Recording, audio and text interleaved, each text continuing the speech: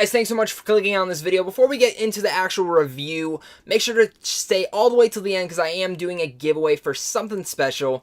You won't want to miss it. So let's get into the review. What's going on, everyone? Got a brand new movie review for you guys today, and today we're discussing Bad Robot's new produced film, Overlord. Yeah, I said this film was produced by J.J. Abrams and Bad Robot because Bad Robot is J.J. Abrams' company. And of course, Julius Avery is directing this as a directorial debut from what I understand. Let me tell you this. I was really looking forward to Overlord. It looked cool, it looked badass, it looked like Nazi zombies, and I love that zombie mode from Call of Duty. So how does Overlord fare that well? Well, I can tell you this for sure. It is very much a badass time at the movies. And one of the most cool aspects of this movie is that I'm a big fan of this Grindhouse feature that Robert Rodriguez put together.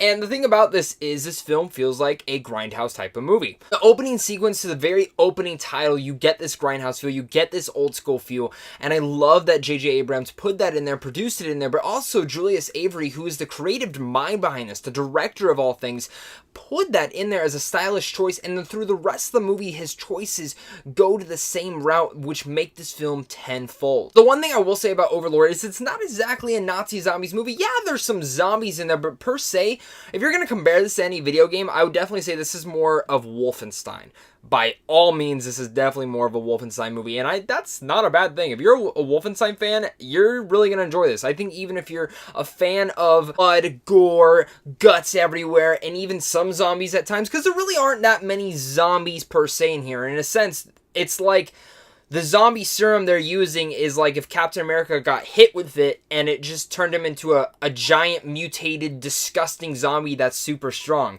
I mean, it's like the super serum went bad. Like, that's really what the film is all about. It's really not all what the story's about. The story's about a couple soldiers dropping on the eve of D-Day and sneaking into this compound to destroy a radio tower. Within this place, they meet a girl, they meet her little brother, they meet a little town, and some Nazis might be controlling it with, again, some Wolfenstein-esque stuff going on. I'll reiterate, again, I had fun with this movie. It's badass. Is it perfect? By no means, no. There are some cheesy moments to it that I feel like kind of took away from the serious tone that Julius Avery was crafting within this movie. And all the performances, they're fine, they're good. I mean, most of the actors you see in here are people that you've seen in a lot of things. They show up and you're like, oh, I know who that is. I don't know their name, though. I'll do a pretty decent job in this film. I have nothing, no big standouts, no nothing that really sticks out to me. I'm like, that is the next movie star. Except Mathilde Ollivier, who plays Chloe in here. She is the main female protagonist in here, and she was really the only one that really stuck out to me full force. Again, you don't come here for the performances, you come here for the action. And Overlord has plenty of it. The intro sequence here, when they're diving in on the eve of D-Day, is outstanding. You want to make sure to see this film in the biggest theater. I would even recommend going to see this film in theaters due to that scene. It's beautiful, it's gorgeous, and it's one of the best scenes of 2018. I'm not even joking. It was outstanding what Julius Avery crafted there. And the whole film in general has moments like this. I will say for cons, though, the film does slow down a bit once they get into the town, and they spent, I feel like, a little bit too much time there. Now, again, I expected a little bit more of zombies, and I didn't get really that many at all. I wanted a couple more instances with this Wolfenstein-esque or with the zombie-esque, with the horror-esque. In a sense, yes, this is still more of a horror film, even though it is a World War II film. It's a World War II film that shows more of the horrors of war than more of the heroic, joyous moments of war that some war films will give us. He has crafted that part really realistically and very differently because we don't get a lot of that in World War II films, but he did craft that horror element. Even if you take out the zombies, you take out the super serum, the weird sci-fi elements he puts in here, it still works in that horror-esque way.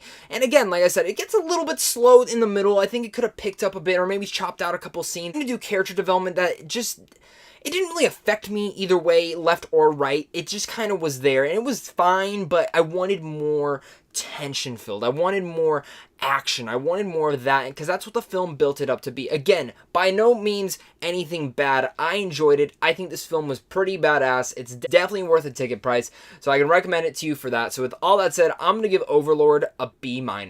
Overlord was definitely a fun time, and I can't wait to hear what you guys' thoughts are. This film's already out, so let's talk about it down below. What are you guys' thoughts on Overlord? Have you seen it? Have you not? Are you looking forward to it? Let's talk about it down below. Do you think it's more Nazi zombies, or do you per se think it's more Wolfenstein? Let's talk about it down below. Before we get going, guys, I do have a little bit of a giveaway for you guys. It's weird that I'm doing this in an R-rated film, but it is for Wreck-It Ralph. I'm a big animation freak. This is the Blu-ray of it. I want to give it out personally to one of you lucky viewers. So how can you win this? Well, one, You can get entered into it 3 different ways, and if you enter into it these 3 different ways, then you're solid. So this is how you're going to get into it. 1, you got to make sure to be subscribed to me. So if you're not subscribed yet, hit that subscribe button. Make sure to comment down below and tell me that you guys are new. Or if you've already been subscribed, awesome, comment down below and tell me. 2nd, if you got a Twitter, I'm trying to get up to 1,000 followers by the end of the year. So I'm at like 903 right now. So make sure to go follow me on Twitter if you're over there. If you're not, go hit up my Instagram. I'm over there as well. Hit up both of those. That'll give you the 2 more drawings, Twitter and Instagram. Make sure to do that, guys. Thank you guys so much for watching this. If you guys are new here, again, hit up Sandwich on Films also down below, because right down there you guys can get into advanced movie screens, because, I mean, who doesn't want to see movies early? You can also check out some movie news and even some movie reviews. But, guys, of course, until next time, stay classy.